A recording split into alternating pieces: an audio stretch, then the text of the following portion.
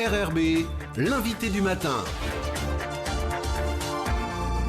Bonjour Jean-François Bodin. Bonjour Nicolas. Avec votre invité, ce matin, on va s'intéresser à deux îlots à l'est de la Nouvelle-Calédonie, deux îlots qui font régulièrement l'actualité. Oui, il s'agit des fameux îlots Matthew et Hunter, et nous allons en parler avec Michel Dardy, qui est géophysicien. Bonjour. Bonjour. Merci d'avoir accepté notre invitation. Je signale que vous ferez une conférence sur ces deux îlots au musée maritime. Ce sera jeudi à partir de 18h, mais on va faire un peu plus connaissance avec vous et grâce à vous avec ces deux îlots. Comment vous avez été déjà amené à vous intéresser à Hunter et Matthew ? Il y a eu une série de missions qui ont été conduites dans les années 80 par l'Orstom à l'époque. Et ils nous ont servi de test pour y implanter deux stations, donc de mesure de sismicité, afin d'automatiser le regard qu'on pouvait avoir sur les volcans. Donc, alors on va pas dire que vous avez pu vivre à Hunter et Matthew, mais vous y avez séjourné quand même. Bon, il y a séjourné, oui. On y a passé un mois sur Matthew et puis 3 semaines à peu près sur Hunter. Donc pour le temps d'installer ces stations, il y avait à peu près 500 kilos de matériel donc à déposer. Pourquoi ils sont intéressants scientifiquement ? Parce qu'ils sont situés à un endroit où les plaques bougent ? Oui, la plaque australienne rencontre la plaque pacifique. Ça génère effectivement une série de gros séismes et puis ça a généré aussi la construction de deux volcans. Donc ils trouvent leurs racines à peu près à 1600 mètres de profondeur. Et Matthew dépasse de 200 mètres, à peu près 1 km carré. Vous voyez, c'est des petits morceaux et Hunter de 300 mètres. C'est pour ça qu'on parle de confetti souvent, à l'échelle de l'océan, bien sûr. Oui, un petit peu, oui. C'est des îles éloignées, donc comme on les appelle aussi en Nouvelle-Calédonie. À 500 km à peu près. 500 km, oui. Est-ce qu'aujourd'hui, ces volcans pourraient retrouver une certaine activité ? Est-ce qu'ils sont dans une zone où on sait qu'il y a beaucoup d'activités sismiques ? Est-ce qu'ils pourraient se réveiller ? Oui, alors Hunter... certains disent endormi, non, il continue à avoir une petite activité de fumerole. Mais Matthew est en partie tout jeune, donc les 2 tiers de l'île de Matthew se sont construites en 1940-45 à peu près. Oui. Là, il y a eu encore de l'activité sismique à ce moment-là, et volcanique.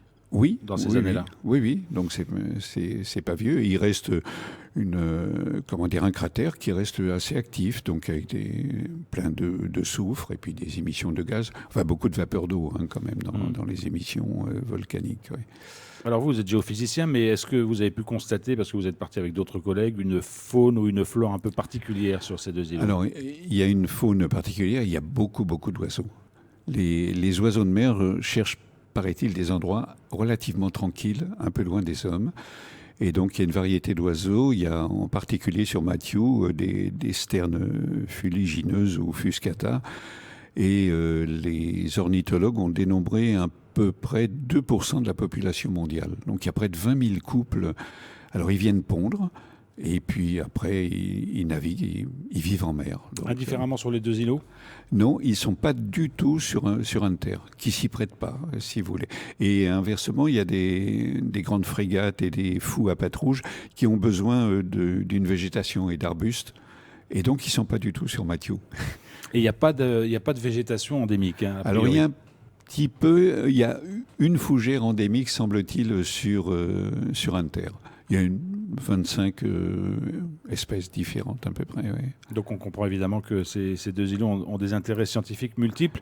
Mais on va faire un peu d'histoire avec vous parce que apparemment Matthew devait s'appeler Hunter et Hunter devait s'appeler Matthew. Qu'est-ce qui s'est passé ? Ça, c'est au moment de découverte de ces deux îles. La première découverte qui a été faite par le capitaine Gilbert, qui était accompagné aussi d'un autre bateau par le capitaine Marshall.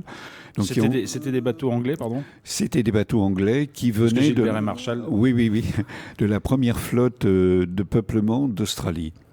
Voilà, donc ils ont ce qu'ils appellent la First Fleet et il y avait une première armada de 11 bateaux qui venaient d'Angleterre, qui transportaient des convicts, à peu près 800, et donc qui ont voyagé pendant 9 mois.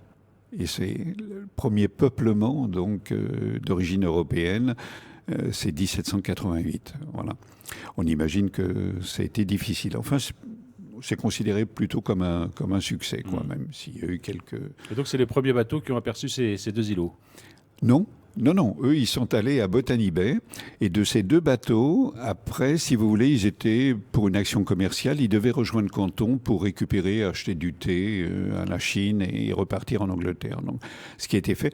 Et c'est dans le trajet depuis Sydney jusqu'à Canton que le premier îlot et le seul, donc Matthews Rock, qui s'appelle Inter maintenant, a été découvert par le capitaine Gilbert. Et pourquoi il y a eu cette inversion des noms entre les deux? Alors, après, on a eu 10 ans plus tard, le capitaine Fern qui est passé sur un baleinier. Lui, il est passé entre les 2 îlots. Le temps devait être clair. Il a aperçu les 2 îlots qui sont distants de 70 km. Et il s'est gratté la tête un moment, j'ai relu son journal de bord, et puis il a dit non, c'est pas possible, l'îlot qui avait les coordonnées donc de Gilbert, à mon avis c'est un nouvel îlot qui n'a pas été vu, et donc il l'a appelé Inter. Donc il a rebaptisé Matthews Rock en Inter. Et puis l'autre îlot qu'il a vu, en fait il a découvert Matthew à l'époque. Qui n'était pas animé. Il y avait un rocher et puis un endroit très plat. Si vous voulez, le volcan n'était pas du tout actif, quoi. Mais il y avait déjà quelque chose. Alors par contre, il faudra attendre un peu pour la première cartographie de ces îlots. Oui. Et là, c'est un Français qui va permettre de la réaliser. Oui, c'est Dumont-d'Urville.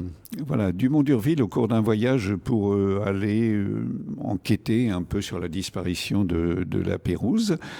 Donc il est passé aussi à côté. Lui, il n'a pas vu le Inter actuel, il n'a vu que Matthews Rock, qui était en très forte activité. Donc l'îlot était... alors il en donne à la fois une description, et puis il dessine une première carte. Alors c'est très intéressant pour nous. Donc ça, après, si vous voulez, il y a eu une suite avec une autre expédition scientifique. Il y a eu la première de Dumont-d'Urville. Après, il y a une expédition américaine aussi qui a circulé dans le coin avec 4 bateaux. Donc, ils ont échantillonné un peu partout, si vous voulez, dans le Pacifique. Et puis, il y a une expédition anglaise d'hydrographie.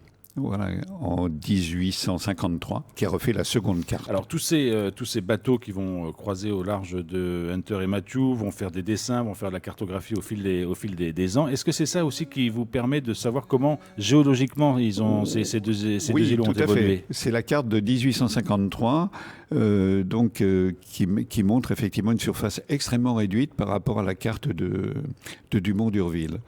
Donc il s'est passé quelque chose dans les années 40. Alors on a exploré un petit peu aussi les baleiniers, donc il y en a eu pas mal dans le coin, il y a eu une douzaine de baleiniers qui ont circulé pendant 40 ans à peu près. Alors, il y avait une pêche à la baleine énorme, les Américains ont construit 500 baleiniers.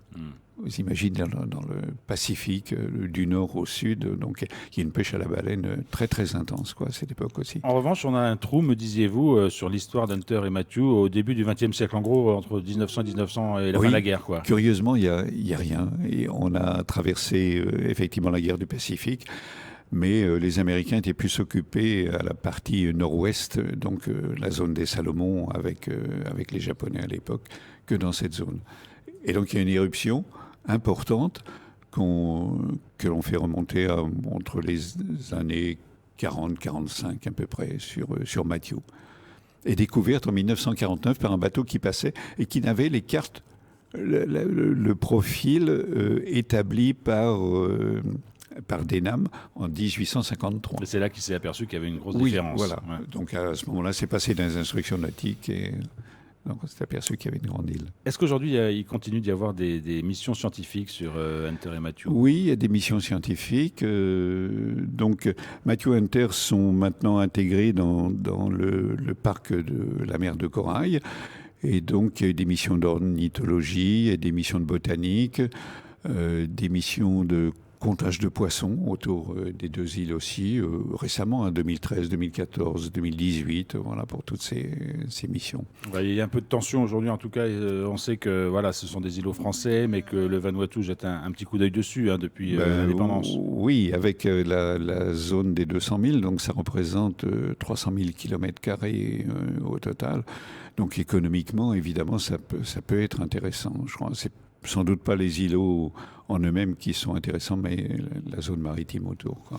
Michel Lardy, merci beaucoup de nous avoir parlé de ces 2 îlots, Matthew et Hunter. Et pour tous ceux qui voudront en savoir plus ou vous écouter plus longuement, ils ont rendez-vous évidemment jeudi prochain au musée maritime à partir de 18h pour une conférence plus développée que vous y donnerez. Oui, Merci beaucoup. Merci.